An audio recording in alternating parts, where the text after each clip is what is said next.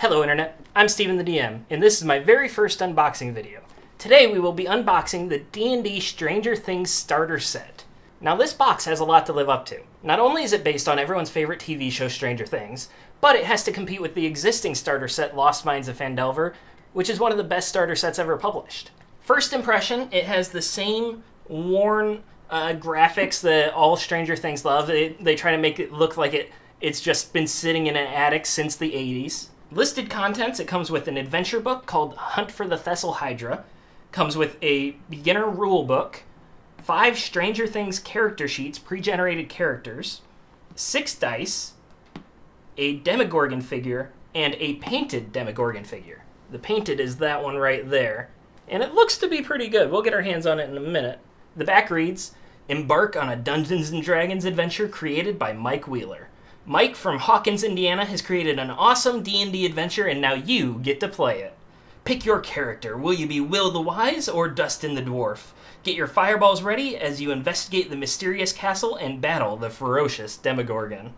Will you make it out alive? Will you encounter a beast with 7 heads? Did you pack your wrist rocket? Prepare yourself for anything because the game just got stranger." Now the packaging makes this appear as if you will be playing in the Stranger Things world, but it should be a straight D&D fantasy adventure. So if you have an existing character, you can probably run through it, or you can create a normal character and run through it without having to know anything about Stranger Things. We'll find out. And without any further ado, let's dig into this thing.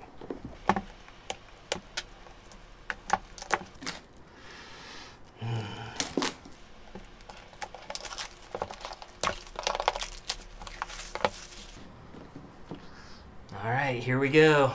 I'm a big fan of Stranger Things, so this is exciting for me. As to be expected, it is mostly empty. D&D starter sets tend to have a big box, and there doesn't need to be much in them. So let's start with the dice. Secured at the bottom. Alright, you get one of everything. Generally, it's nice having 2 D10s, so you can do a D100 percentile. It's also nice having multiple D6s to roll attributes, but it's not a big deal. It's everything you need to start with, and that's the important thing. The Demogorgon figures. Let's pop these out real quick. Gently. Alright. They are sculpted well enough. The painted one is a little iffy. If you've had a WizKid figure, you kind of know what to expect. However, this I would say is a bit on the lower end of what I would hope for. It's just a single color, and it looks like they really messed up the placement in a lot of it. They didn't get full coverage where they needed to. But we have our own to paint. Looking at our own to paint, the sculpt does have a bit of a mark on the arm that'll probably need to be filed down or filled in with putty. They're alright. They're what you expect from a wizard's figure.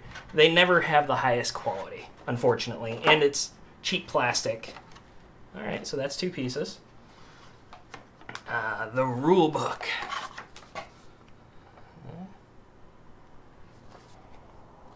This appears to be the exact same rule book that comes in the other starter set. And to be honest, I am happy to have another one of these, because this is one of the best things you can give to someone who's thinking about playing. It's the basic rules for D&D. It has everything you need to play, and it has 90% of the rules as well. So if you're thinking about playing D&D, this is the best way to get started. It's a lot less intimidating. You don't have the character creation rules in here, so it's not as daunting to start with, especially when you have the pre-gens. And the character creation rules are free online. So I am very happy to have another copy of this. It has that same worn aesthetic on the pages that Stranger Things loves. And it even has pictures from the show for each chapter. That's interesting. My only fear is that people will see the box cover, which has Mike Wheeler on it, and then they'll start flipping through this book, which is filled with Stranger Things images, and they'll think that they're going to be playing a game similar to like Kids on Bikes or Tales from the Loop, something that is about being a kid in the 80s instead of playing Dungeons and Dragons, which is medieval fantasy. Let's look at these pre-gens. Alright, so first we have a Bard Level 3 Entertainer. No name. A Dwarven Bard. Ooh.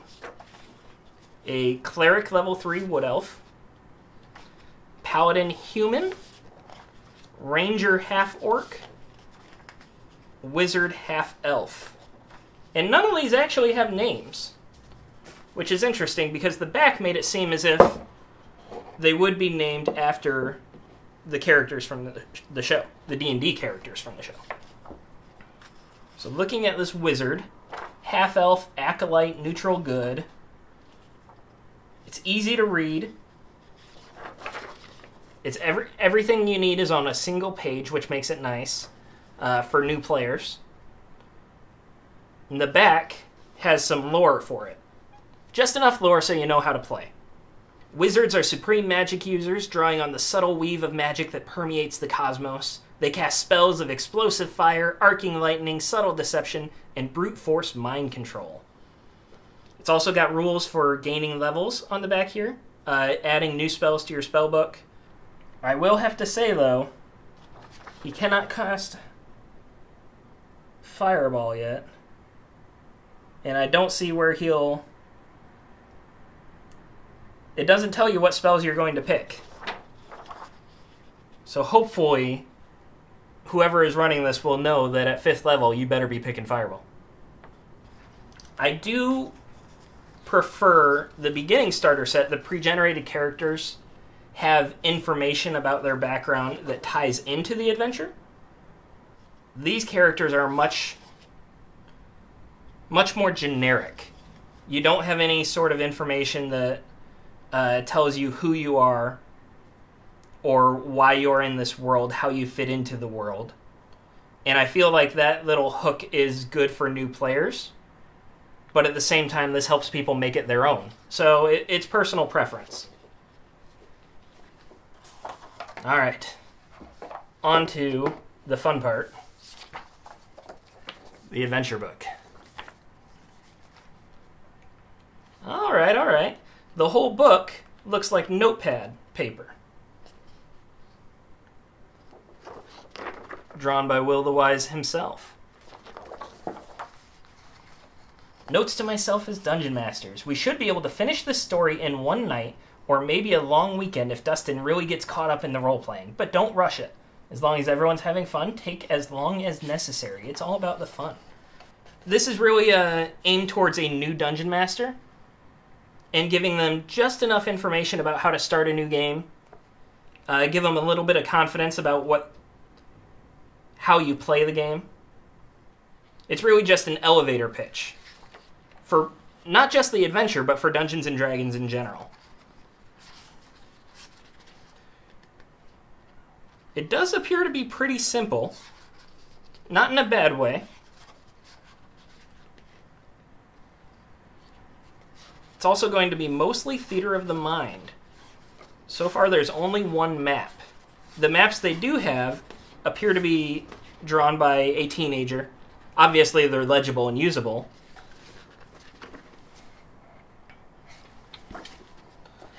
But it looks as if a young DM could have written this adventure. It's got a few cool pictures in here. It's obviously professional art. It obviously was laid out by a professional graphic designer, but it looks like a child could have made it. The text is huge, which makes me think that this book could have been half as many pages. If you're coming from a standard published adventure, you'll get about 3 paragraphs for a page instead of 30. Overall, I'm very happy with this. It appears to be even more of a starter than the previous starter set. The previous starter set is a great adventure if you're new to Dungeons & Dragons, but this one really appears to have a bit more hand-holding and a bit more fluidity. So you can just jump into it, play the way you want. So I'm going to read this, and I will come back and let you know what I think of the adventure. So looking at everything we got, you have the cool box, which will end up being trash. Everything else fits very nice and tight into a couple small notebooks.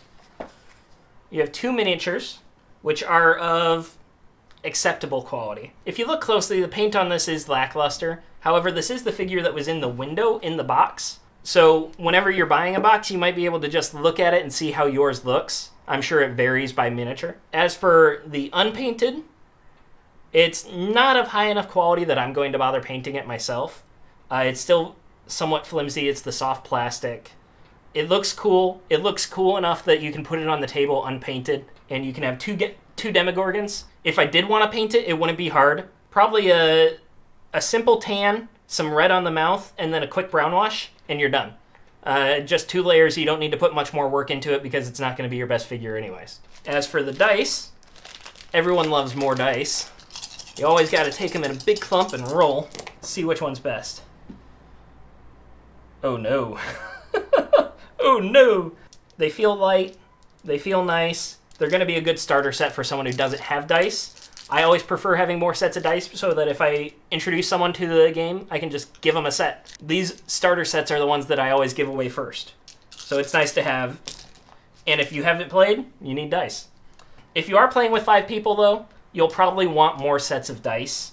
Only having 1 set of 6 dice is going to be annoying when everyone's trying to borrow the D20. At the very least, the player should have a set and the DM should have a set. Overall, I'm pleased. For the price tag of $25, it's great.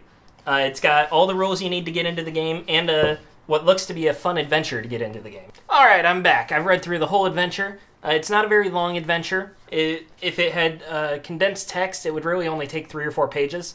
This is 100% designed for new players, which makes sense because it is a starter set. While the previous starter set had to work for both players new to the game and players new to the edition, this one has a much tighter focus. It doesn't want to overwhelm anyone, it doesn't want to offer too many options, it just wants to keep the story moving forward. And you can tell there's a heavy emphasis on story over mechanics.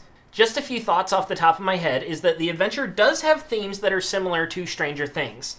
So if you're looking for a Stranger Things vibe, you will get that here. However, if you're a hardcore Stranger Things fan, this may not offer enough for you. It's medieval adventure. It doesn't have anything to do with the 80s. It doesn't feature that kind of nostalgia. It just really doesn't have much to do with the franchise other than the name and the occasional reference. I was hoping it would be a bit more old school in design, but I understand that they wanted to make it new player friendly. Unlike the first adventure, this starts off with a lot of roleplay. You're going to have probably a half hour to an hour of roleplay before they even get into their first fight. Fortunately, the characters start at level 3, so when they do get into that first fight, they will be much more survivable. One of the common criticisms of the previous starter set is that your character was level 1, and that first fight really could kill a player right away. And at level 1, they have no options for resurrection. And it's kind of a bummer if you're being introduced to Dungeons & Dragons, and within the first 30 minutes you're dead. The Demogorgon in the show is the Demogorgon in the game. If you are a hardcore D&D fan, you'll know that Demogorgon in the game is basically a god, an evil god. So having the monster Demogorgon is a bit of a change in pace from standard D&D lore, but I understand why they did it. This is just such a compelling monster visually, and that's partly why the show was so successful, is because this monster was so terrifying. So putting in the show's monster in the game, I think, was the right choice. However, you may wish to rename the monster or reskin it if your game is set in, say, the Forgotten Realms, which already has a Demogorgon of its own. The adventure is fairly short. I wouldn't imagine it takes more than 6 hours if you're heavy into roleplay. There are a few separate combats, and some are optional. So if your party wants to do everything, it could take several sessions. But if you're trying to speed through and you skip a couple things, you could easily play it in 4 hours, which I think is great. This is very much a board game night version of D&D. It's very streamlined, it doesn't require much knowledge on the player's behalf. The rules you can learn as you go. It doesn't throw any curveballs at you. It doesn't confuse you with passive perception or any mechanics like that. If you're unsure about RPGs and you've been interested, you want to try it, this is the perfect way to get started.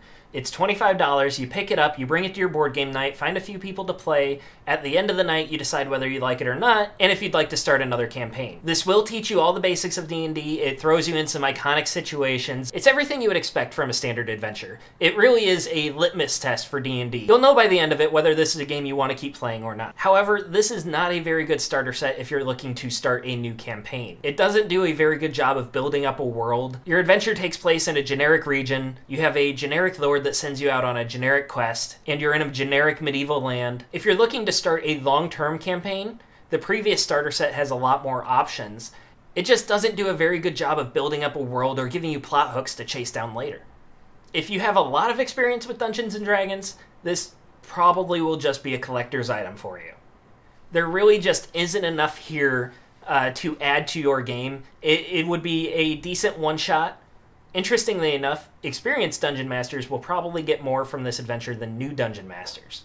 This adventure expects a lot of improv. It really is more of a loose outline than a fleshed out adventure. And I think it does this because it doesn't want to overwhelm new Dungeon Masters. However, a bit more information would make a Dungeon Master more confident. For instance, there are several NPCs that are mentioned, such as various merchants and guards and things like that. However, it gives no description of them, it doesn't give them names, it doesn't give them a personality. And while I don't think we need stat blocks for all those characters, just a name and personality would go a long ways to helping a DM feel a lot more confident instead of having to make it up on the fly. And for that reason, I think new Dungeon Masters will have a bit of trouble with this.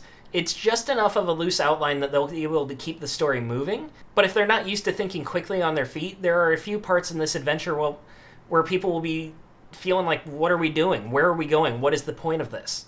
A lot of the goals are not clear enough, where you'll just feel like you're stabbing in the dark trying to find the right solution. And for some parties, I feel like this could become a very frustrating adventure where they feel like they don't know how to accomplish their goal. If you are running an existing early level campaign, you could consider throwing this in as a one-shot. It'd be nice filler, it would give you a week off from doing serious prep. And with a little bit of tweaking, it would work for levels anywhere from 3 to 7. And I think my biggest criticism of the adventure is that you will not be able to cast Fireball throughout the entire thing. By the end of the adventure, you will only reach level 4. And while that may seem a bit nitpicky, at the end of Season 1, when Will cast Fireball, that was a character-defining moment. It was a sign of his character growth.